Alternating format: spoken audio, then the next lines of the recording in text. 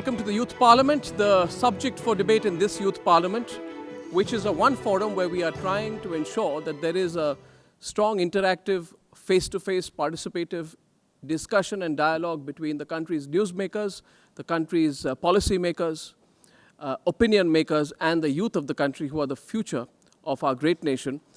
The subject of debate in this Youth Parliament is the economy.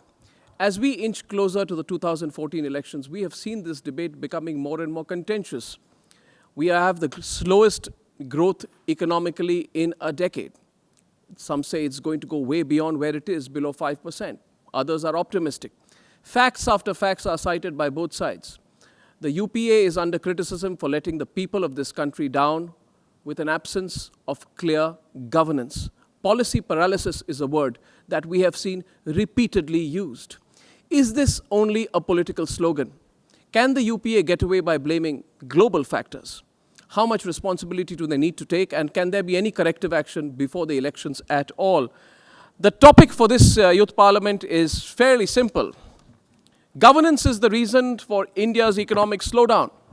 Therefore, this motion makes a basic assumption that governance or the lack of governance is the reason for India's economic slowdown. Factors which are political or populist or have nothing to do with the economy have come and plagued our economic decision making.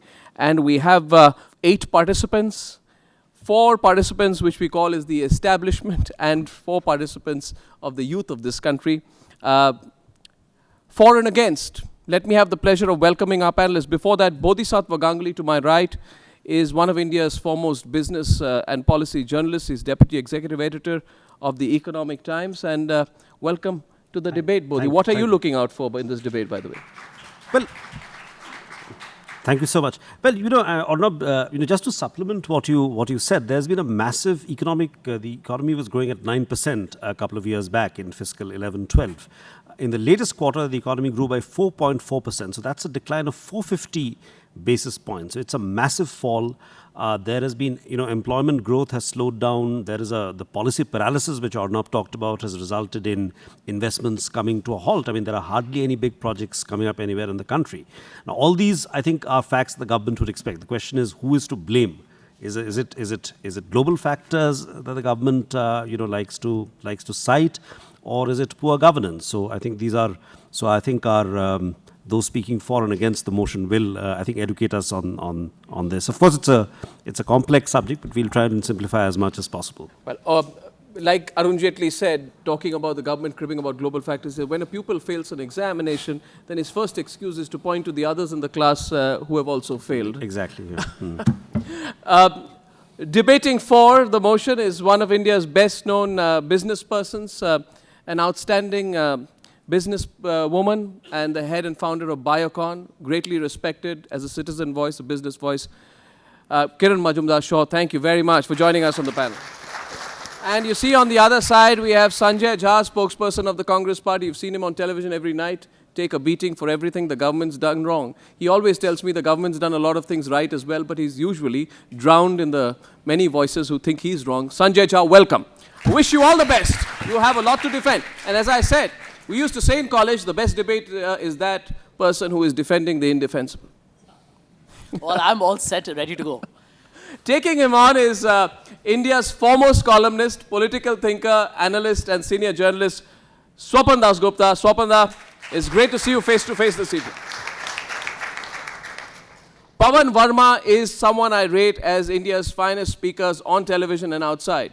A person with a lot of experience, understands government well, and now is understanding the political environment even better. He advises Nitish Kumar, a man many see as one of the prospective possible prime ministers, hence represents the point of view of the JDU, I believe, the smaller parties represented by Pawan Verma. Welcome to the debate, Pawan.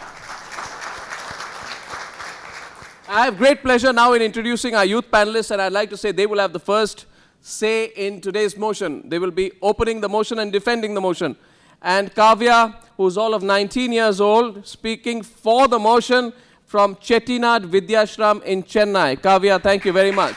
All the very best, Kavya. Well, these panels are getting younger and younger, and we are so happy for it. Now, speaking also for the motion is Saransh. He's 21-year-old student of the Indian Institute of Technology, Mumbai.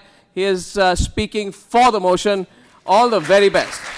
Defending the government is the 22-year-old student from the M.S. Ramaiah Institute of Technology in Delhi. Prakhar is speaking against the motion. Prakhar. Abhik from the University of Mumbai, 26 years old, is also speaking against the motion, and hence he believes that governance is not the reason for India's economic slowdown. I look forward to hearing from all of you. A round of applause for our youth panelists. Let's give them up. Let's cheer them up a bit today. And the louder the applause, the more heated the debate. Excellent.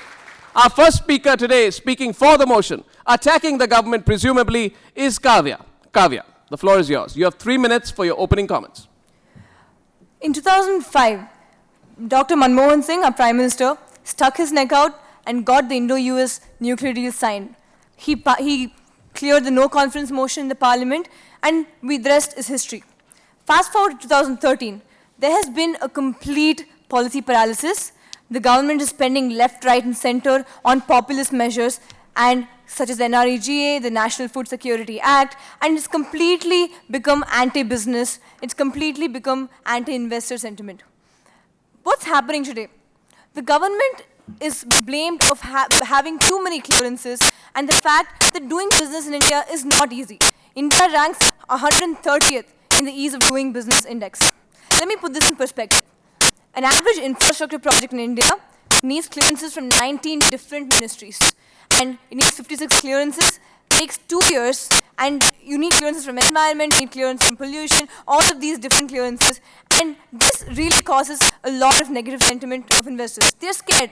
They don't want to come and invest in India.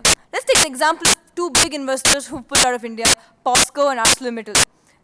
We need their investment more than they need us. We're competing with other countries for foreign investment, especially in this global slowdown.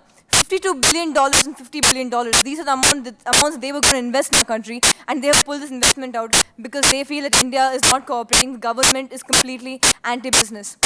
We feel that the government is spending at a very inopportune time on measures such as the National Food Security Act, which is not time-bound, where nobody knows where the money is coming from. And we know that this is a populist measure because 1/5 of every government's tenure goes in making populist measures, and we really cannot afford to do this at a time when the growth of our country has fallen below 5% for the first time in 10 years.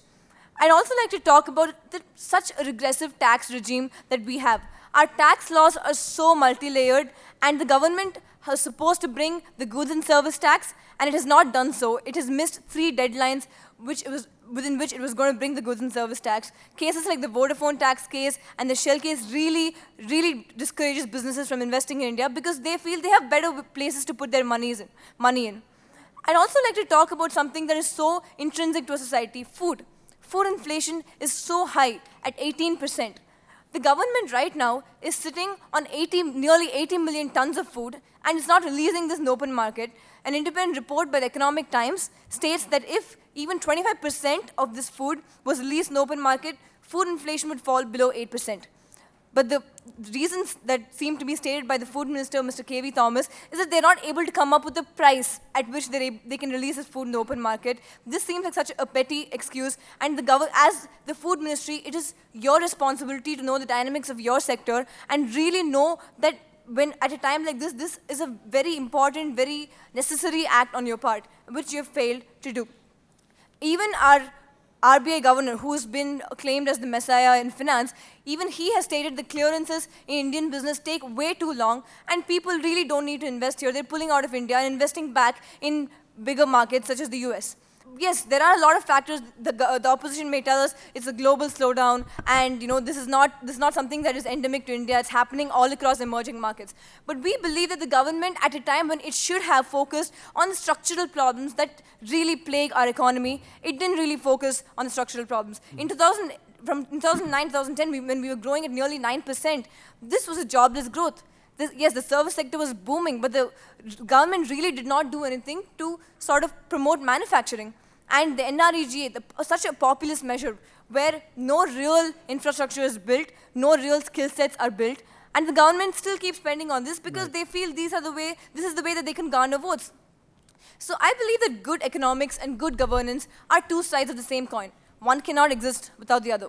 So if everybody here agrees with me when I say that jobs have decreased in our country, there's a lot of unemployment, especially among the youth, and the growth has slowed down. If you agree with me, then you also have to agree with me that bad governance is the reason, because one cannot exist without the other. I've rested my case. The verdict is yours. Kavya, thank you very much. Round of applause for Kavya, who goes straight to the heart of the issue. She says populism has trumped economic pragmatism. We need to spend some time talking about that. Abhik is our first speaker from among the youth in this panel, and he's speaking against the motion. Abhik. I'm all for the principle of accountability, but let's not bash the governance and expect sweets to fall out of it like we do when we smash a piñata open. Ladies and gentlemen, and the esteemed representatives of the government, I would like to flip the mirror around and reflect on a few points why I feel governance is not the reason for India's economic slowdown. Now, if we acknowledge the fact that India is very, very intricately interwoven with the global economy, it's very, very natural that when developed markets sneeze, India will catch a cold. And this is precisely what happened when developed markets had a slowdown in their economy. Now, there is a very important notion that I would like to introduce here, and it's the notion of investor mistrust. Now, at this juncture, it will be very logical to compare India with several similar developing nations, and I'd like to state some of them for you. Let's look at Turkey, for example. The GDP has collapsed by a staggering 13.8% in the last quarter itself. Let's look at Brazil, an economy very similar to ours. Recorded a current account deficit of 2.40%. That's almost half of its country's GDP. Let's look at Indonesia, served up 2.7% of its current account deficit. And let us look at China. China stumbled to 7%, all the way down from 10%. So we clearly aren't the worst hit. There are others on show as well. So in this environment, with the tapering of quantitative easing that was brought forth by the US federal banks, it started the outflow of money from India. When quantitative easing was announced, developing nations like India boomed. But when tapering was announced and the US federal bank said that they'll stop and they'll ease back their bond buying shares from 85 billion to 65 billion, money started flowing out from India because investors started putting money in countries that were developed and countries that had their economies booming. Now, we're all up to our noses in a barrel of oil when it comes to describing the oily situation in India, and I'm talking about oil prices. Now, it's a very well-known fact that a majority of oil trading is controlled by the OPEC, the cartel. And it's also a known fact that 90% of oil is traded in paper, not in currency. So, two reasons I would give to combat why rising prices of oil and oil inflation are not a reason of governance. Firstly, oil extraction is a serious business. Let's remember, it's an expensive business. Now, if you look at shale oil, the highest quality of crude oil that you can extract from the ground, we've already dug ourselves deep when it comes to extracting shale oil from the ground, and we've exhausted a lot of reservoirs. Now, if you're trying to dig out oil from places that are below the substrata and places that are so below sea level, it will get expensive. Now, this has led to the implication that this expensive oil inflation will cause oil prices to rise up.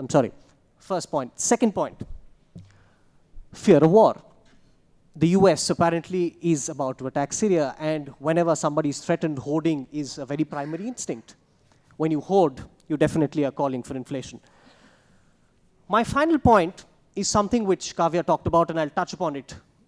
Policy paralysis.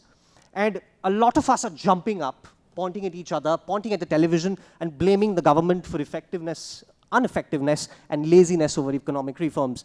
Ladies and gentlemen, sometimes it's very pertinent to know that even when policy makers want to take a decision, we have oppositions walking out of parliament, delaying cabinet decisions. There are too many rules and regulations in the country, I agree, but some of them are correct. That's what happened when POSCO took place. It had the full backing of the chief minister, but yet there were several measures that needed to be completed. It takes time. And our country, let's admit it, deals with sensationalism. And let me put forth my final example. Let me bring the CAG to the fore here. Now, their denouncing of the 2G scam was nothing short of sensationalism. And I'm not defending Raja over the bribery case. He got his just desserts. But have we ever considered the trickle-down effect of the 2G scam? Do we ever consider that rural tele-density rose from 0.4% in 2004 to 40% in 2013? Do we consider that we can all WhatsApp freely from over the desk and under the desk whenever we want because mobile internet has spread so broadly? We do not. And as your point stated about KV Thomas sitting on about 80 million tons of food grains and doing nothing about it, he's scared that if he undersells it, the CAG pulls him up. He oversells him, the CAG pulls him up. So let me take a cartoonist's impression and close. Let's not throw stones at an aeroplane here, ladies and gentlemen. And that's why I believe governance is not the reason for India's economic slowdown. Excellent. Thank you very much, Abhi. Comprehensive.